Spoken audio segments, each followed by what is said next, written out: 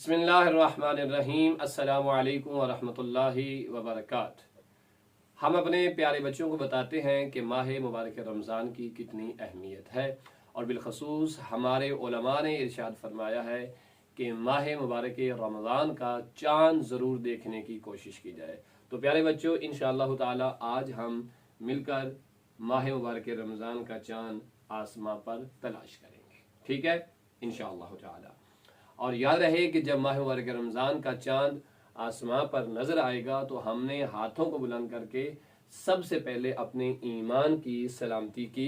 दुआ करनी है और फिर खुदा की बारगाह में ये दुआ कर दें कि परवरदिगार, तुझे मोहम्मद और अहले बैत मोहम्मद का वास्ता ये महीना हमारे लिए बेहतरीन महीना करार दे और इससे हमें इस्तिफादा करने की तौफीक अता फरमा, इसमें हमें तकवा इख्तियार करने की तौफीक दे, इसमें अपने नफ्स की तरबियत करने की तौफीक दे, इसमें हमें कुरान की तिलावत करने की तौफीक अता फरमा और इसमें हमने इमाम ज़माना अलैहिस्सलाम के जाल ज़हूर की दुआएं भी करनी है और अपने मुल्क पाकिस्तान की हिफाजत और सलामती के लिए दुआएं भी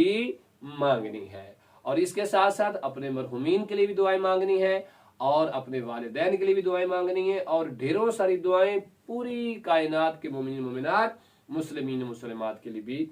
मांगनी है। उसकी वजह यह है कि माह रमजान अल्लाह के बेहतरीन महीनों में से एक महीना है जिसे अल्लाह ने अपना महीना करार दिया है और मोमिनीन से कहा है कि इस माह में तुमने अल्लाह की रजा के लिए क्या रखना है, और रोजा रखना है और फरमाया रोजा अल्लाह के लिए है और इसकी जजा भी अल्लाह अपने बंदों को खुद इनायत करेगा। लिहाजा चांद को देखकर बहुत सारी दुआएं मांगे, तिलावत कुरान पाक भी करें और मुल्क, कौम और पूरी इंसानियत की आफियत खैरियत के लिए भी दुआ मांगे और बिलखसूस दुआ इमाम ज़माना जरूर मांगे। सल्लल्लाहु अलैहि मुहम्मद व आलिहि।